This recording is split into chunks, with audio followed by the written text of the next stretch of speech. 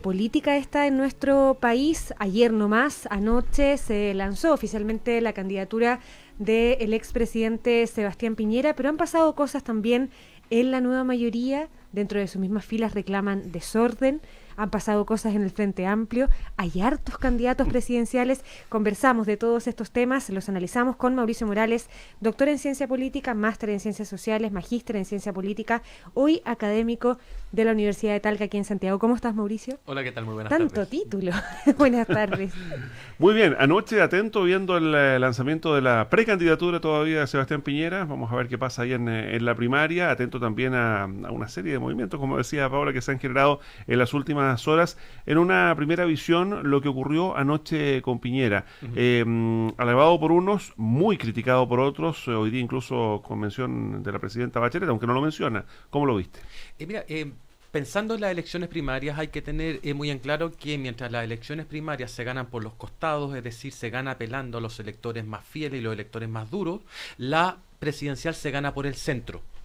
En este caso yo interpreto el mensaje o el discurso del expresidente Piñera en el contexto de una primaria donde él claramente es el favorito, quizás no necesitaba referirse en esos términos al gobierno, pero también hay dos señales de aprendizaje por parte del expresidente.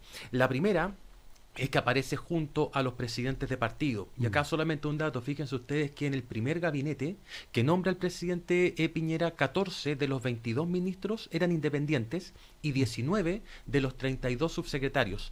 Y eso no varía sustantivamente en todo el periodo y también eso explica por qué tuvo tanto conflicto con la UDI y posteriormente con Carlos Larraín, que era presidente de Renovación Nacional. Ahí hay una señal de aprendizaje. Y lo segundo, que quizás perdió la oportunidad de haberlo hecho de manera mucho más clara, era esta idea de cortafuegos entre política y negocio. Ahora ustedes me dirán, pero eso no le hace mella al presidente Piñera. Es cierto, el año 2009 el presidente Piñera tenía una valoración positiva en la encuesta del CEP del 40%. Hoy día tiene el 34%.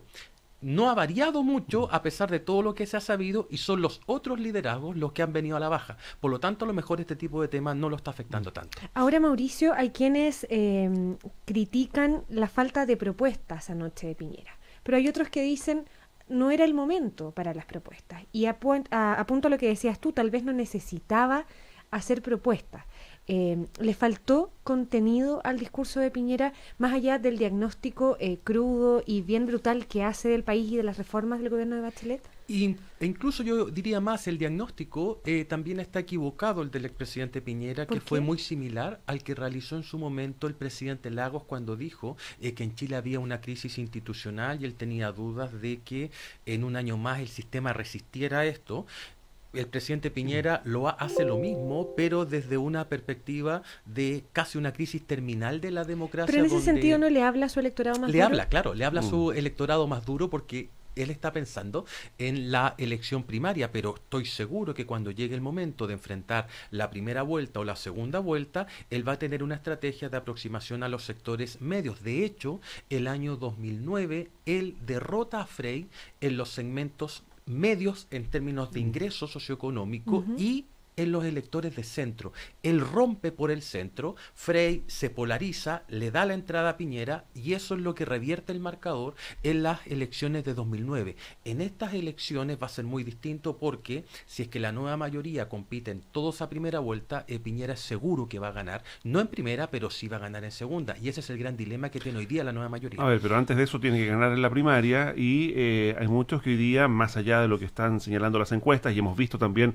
cómo se han equivocado las encuestas en Chile y en otras partes del mundo, están igual mirando con atención lo que ocurre con Osandón, lo que ocurre con Kast. A priori, ¿cómo los ves a ellos?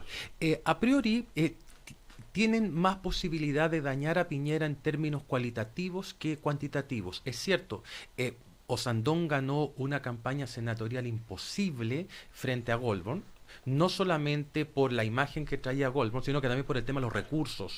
Creo que fue 1-10 la relación en términos de gasto, por lo tanto era muy difícil que Osandón ganara, e igual lo hizo. Es senador por Santiago, claro, las primarias son a nivel nacional. Osandón es mucho más conocido en la capital en comparación con regiones, por lo tanto, ahí la maquinaria electoral de los partidos debería favorecer a Piñera, sobre todo en una elección primaria. Y déjame decir solamente una cosa adicional respecto a lo que estamos hablando. Piñera tiene la convicción de que fuera de ser el candidato único del pacto, tiene que competir con una lista parlamentaria. Sí.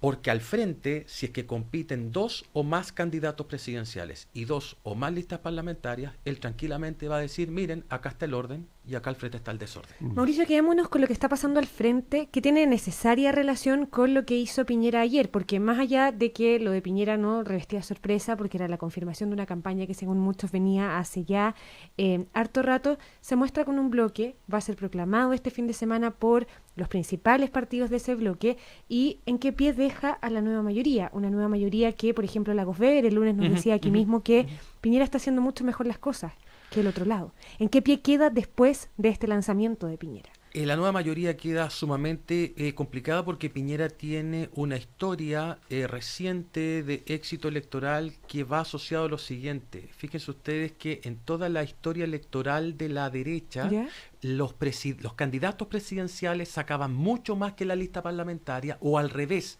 las listas parlamentarias sacaban mucho más que el presidente. Había una situación de desequilibrio. El año 2009, la votación que obtuvo Piñera fue casi idéntica a la que obtuvo su lista legislativa. Por lo tanto, es un líder que es capaz de aglutinar, y ese concepto de unidad es lo que va a comenzar a trabajar. ¿Qué estamos viendo al frente? Al frente estamos viendo amenazas no creíbles de ir a una primera vuelta por parte de la democracia cristiana. ¿Por qué no creíbles? ¿Por qué no es creíble? No es creíble por 2 razones. La primera, porque la candidatura aún no prende como para pensar o animarse en una primera vuelta, y lo segundo es que si la DC va a una primera vuelta e insiste en el camino de construir 2 listas parlamentarias, el resto de los partidos de izquierda puede decir, muy bien, vamos en 2 listas parlamentarias, todos nosotros versus la democracia cristiana. Y el gran problema es que en una simulación electoral, ya no con datos de encuestas, sino que con datos reales, arroja que si la democracia cristiana compite junto con el PS o junto con el Partido Radical en una lista, obtendría 24 o 25 diputados. Si compitiera sola, obtendría 13 o 14 diputados. Díganme ustedes, ¿qué diputado bajo estos números va a decir, vamos a la primera vuelta? No, claro. Mauricio Morales, experto además en temas electorales, lo veo aquí con varios papeles y hartos números. ¿Tenemos récord de candidatos a esta altura, candidatos y candidatas? Sabemos que algunos van a terminar ahí viendo qué es lo que ocurre en las primarias de sus respectivos bloques, pero ¿cuántos vamos ya? Llevamos 15 aproximadamente, que son los que están sonando. En la última elección tuvimos 9, anteriormente tuvimos 6 candidatos, y todo va a depender de si se realizan primarias o no se realizan primarias en la nueva mayoría. Si no se realizaran primarias, tendríamos la papeleta más gigantesca. Y déjeme decirle una cosa, con el nuevo sistema electoral para elegir legisladores, las papeletas van a ser de mucho mayor magnitud. Claro. En la última elección tuvimos 470 candidatos a diputados y 69 candidatos al Senado. ¿Ya? Ahora, con el nuevo sistema electoral, probablemente vamos a tener más de 2.000 candidatos a diputados y unos 200 o 300 hay Senado. O sea, desde ya hay que empezar a estudiarse la papeleta, ¿cómo doblarla? Claro. O sea, primero conocer los candidatos. Exacto.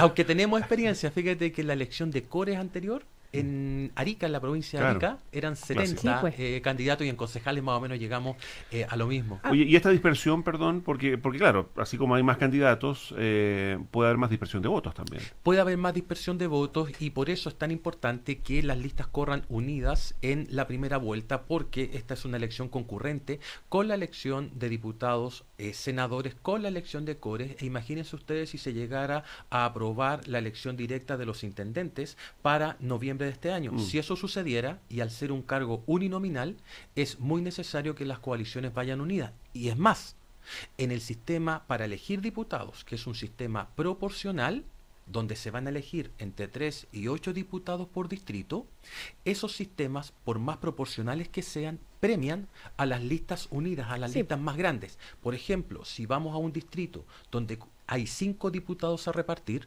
la lista mayoritaria se podría quedar con 3 versus la otra que tiene 2. En cambio, si esa lista mayoritaria va dividida en 2, entonces la segunda lista se quedaría con 3 y la lista mayoritaria que va dividida con 2. Mauricio Morales, estamos pensando en la dispersión dentro de la misma nueva mayoría, si no hubiera un proceso de primarias, por ejemplo. Pero yo quiero extenderlo a la izquierda, porque ayer nomás hacía noticia lo del Frente Amplio con la decisión de Beatriz Sánchez de convertirse eventualmente en la candidata de Revolución Democrática y la izquierda autónoma. Cuando se habla de dispersión de candidatos, siempre es en la izquierda. Sí, en esta oportunidad Por lo sí. tanto, en ese sentido, ¿cuál es el impacto que eso tiene en la nueva mayoría, en el candidato que salga de la nueva mayoría? Sí, el más perjudicado acá, y paso a responder la pregunta de manera más directa, va a ser Guille. ¿Por qué? Porque por el centro se le aparece Goich y por la izquierda se le aparece Beatriz Sánchez. La candidatura de Mayol, Mesina, esas no van a tener mucho peso electoral, pero sí la de Beatriz Sánchez, particularmente en los segmentos más informados, que curiosamente son los que más participan. En consecuencia, el hecho de que exista una candidatura con esas características, con un perfil quizás parecido al de Guille, eso lo podría amedrentar, lo podría asustar. Y además que se ha dicho que compiten por electores idénticos. Yo tengo una duda y no tengo la evidencia empírica porque no se han hecho encuestas, pero en el caso de Guille da la impresión de que son electores partisanos, es decir, que pertenecen a la nueva mayoría, se identifican, y ella está compitiendo por los desencantados, por los Y en desafectos. esa diferenciación o en esa necesaria diferenciación que va a tener que hacer Guille, va a tener que decidirse si ser una nueva mayoría con todas sus letras o Sí. quedarse con un pie afuera de alguna Exacto. manera. Él está en un proceso de confusión total, porque cuando proclamó su idea de ser candidato presidencial, lo hizo como un outsider, Como un una independiente persona que apoyado venía por el Partido Radical, de claro. afuera y que le iba a hacer el favor prácticamente a la nueva mayoría de ser el candidato presidencial. Y después, cuando se da cuenta de que ese discurso tiene un aroma a populismo, entonces cambia de carril y dice: yo voy a ir a la primera vuelta sí, solo sí hay elecciones primarias, y me monto en la máquina de la nueva mayoría para lograr ese objetivo. Y en esa transición es cuando aparece Goich respondiéndole desde el centro y aparece Beatriz Sánchez. Y eso, que Guille también tuvo una postura un poco extraña con el viaje de Elwin a Cuba, tuvo mucha cercanía con el Partido Comunista, viaja a China, entonces en lugar de centrar la campaña, la polarizó, distanciándose incluso de su propio partido. Intentó acercarse al Frente Amplio no hace muy poco, y no hace claro, mucho, exactamente, entonces fue a dar un beso y le corrieron la cara.